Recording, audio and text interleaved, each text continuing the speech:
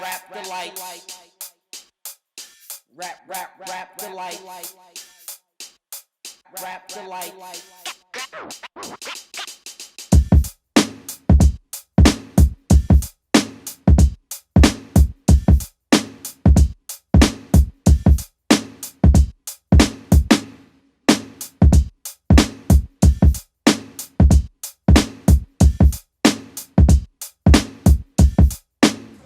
We're going to go into the artist of the week.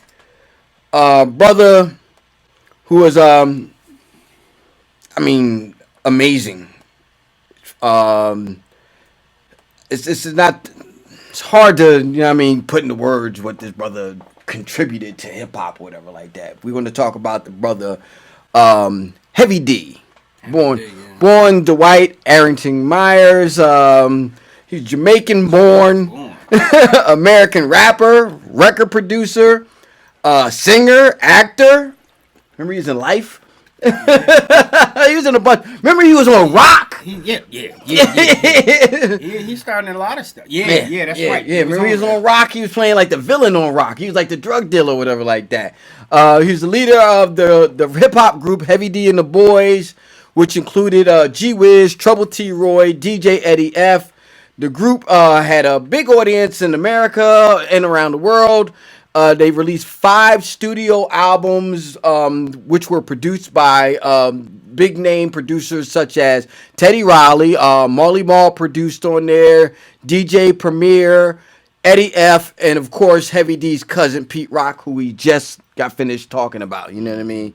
We're gonna shoot over here to my brother TSK1. And how did you feel about? And them motherfuckers was real. Yeah. What's up, cuz? Like, what's up, cuz? Like, they was real life cousins. You know what I mean? So what do you have to say about the brother Heavy D, Mr. TSK1? Oh no, Heavy D was just like always for me, like, growing up, he was always a staple.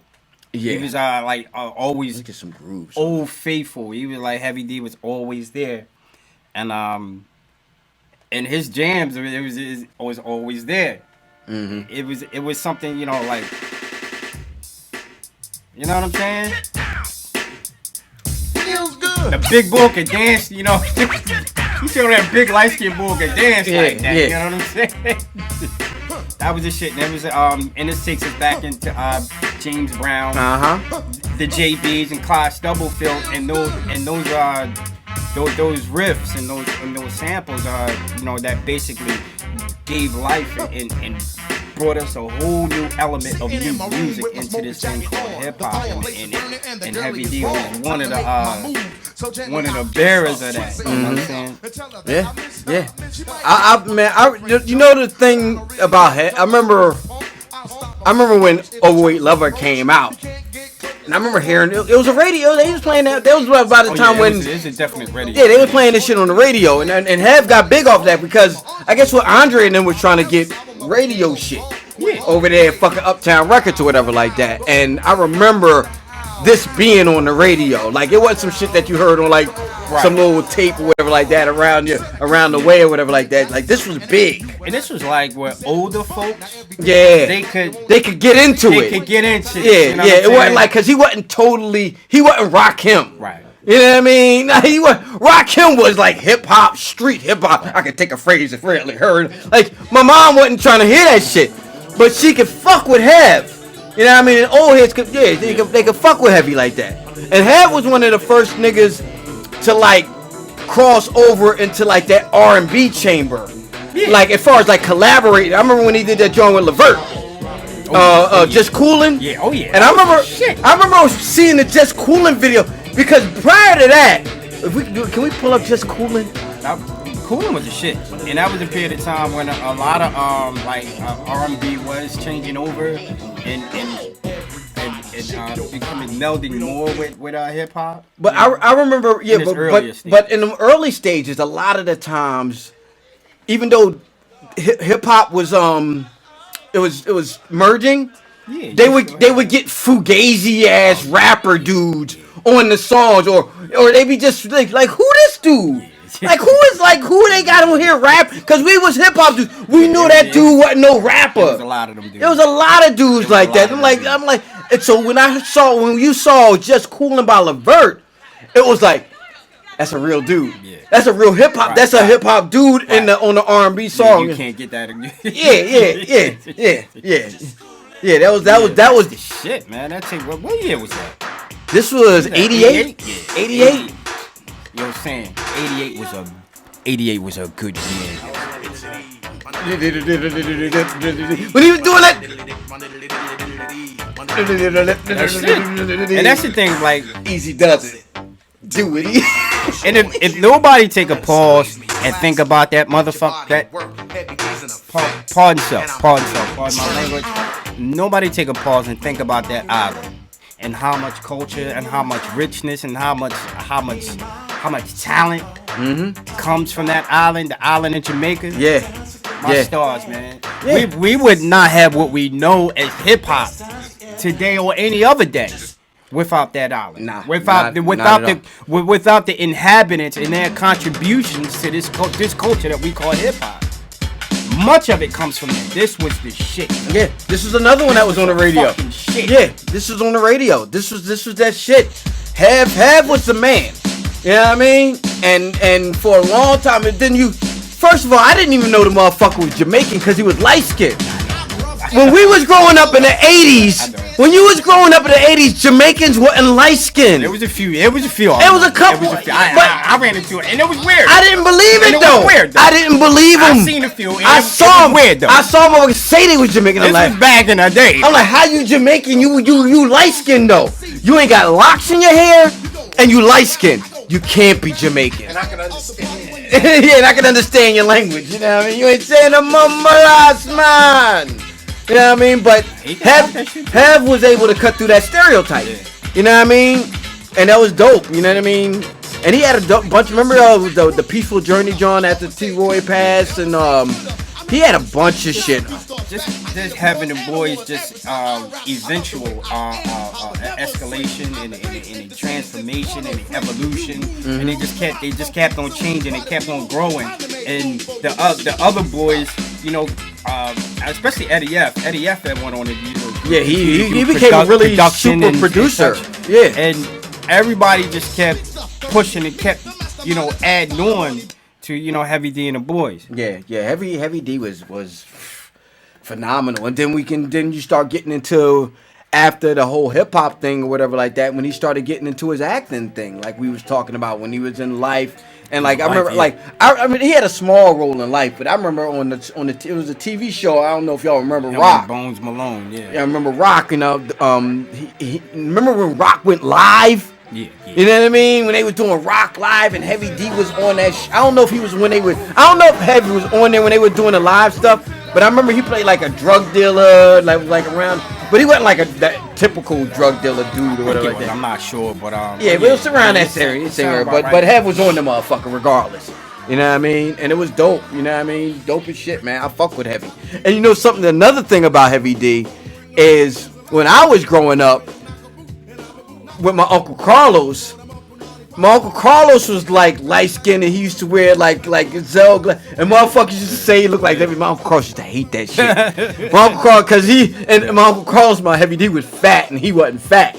You know what I mean? This is in his mind, you know what I mean? But motherfuckers used to say my Uncle Carlos looked like Heavy D. Yeah, you remember that? I see that. Yeah, you see he looked like Heavy D. And he had like the curly hair and the big he was light skin. He had curly hair, light skin with glasses. Heavy D. And he wasn't fat, but he was like, he was heavier. You know what I mean? But yeah, Hev is shit. Love him. Love Hev. You know what I mean? Remember in the what was that? The One More Chance video in the beginning when at the house party. yeah. But we. But nah. Yeah, it's all relevant. It's all relevant. Like that video.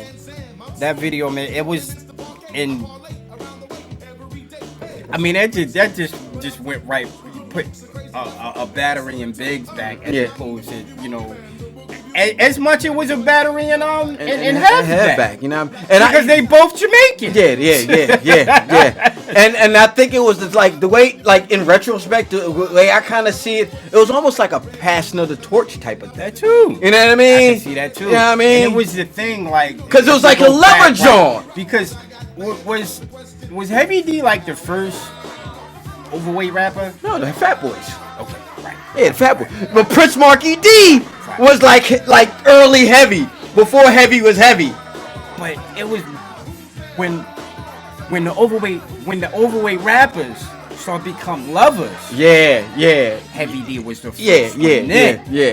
Because you know, and I don't, you know, we all know that Fat Boys was being exploited and shit. Yeah. And they did their little. And I'm quite sure they would have, you know, but. They had Johns that they catered to the women or whatever like that, but not in the fashion that had. Remember, don't you dog me. Don't you dog me. Arf, arf, arf. Remember that shit? Remember that shit? That was on Crush Groove. That was the song they had on Crush Groove when they was chasing the girl up the What did he say? Don't you dog me. Arf, arf. Go back and watch Crush Groove when the Fat Boys was in the high school. And that girl, they remember he had the John he was trying to get at her with her like that, had the muscle bound boyfriend. Yeah. And he couldn't get it because he was fat. He couldn't get it. Yeah, he was fat. And her boyfriend was muscle bound. He was like muscle bound. And he used to beat him up. Not like rumble him, but he used to like throw him in trash cans and shit like that. Go watch Crush Groove or whatever like that. But we're getting away from the point. But Heavy D was like the first one, you know what I mean? To actually bring that whole overweight lover. I'm chunky, but you know what I mean, I'm still gonna get the broad or whatever like that. And it was a thing that like Heavy D pretty much set a precedent that, you know, like, yeah, y'all big guys, but you ain't gotta be big, like sloppy. You ain't gotta be hungry guys. Yeah. You ain't gotta be like them. Yeah, because they was doing hungry. Right, because they was getting played. Yeah, they was getting played. Yeah, the Fat Boys was getting played and they was like, yo, do a song about food. You know what I mean? Yeah. And they was like, all right. They were doing jams about pizza. And they fucking eating. Prince Marky D was like, yo, I'm nice, yo. Doing that unsung, he was like, yo, I'm nice. I want to rap about food. Yeah. All right. Yeah.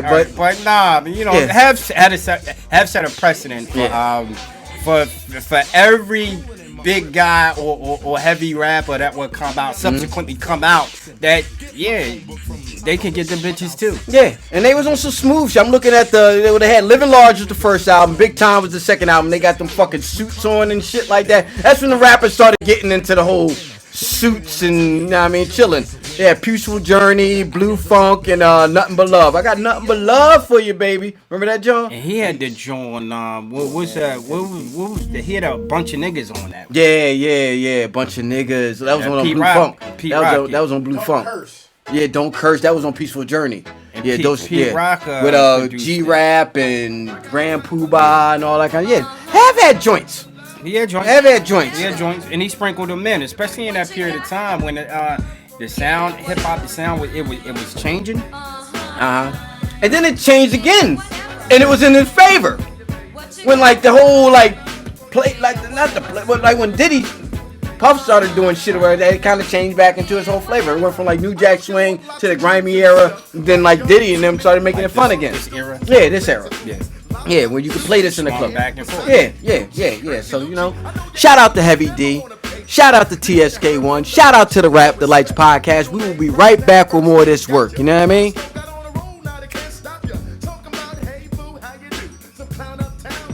Because this is like on the other side of Living Single. And Rap Delites. Rap Delites.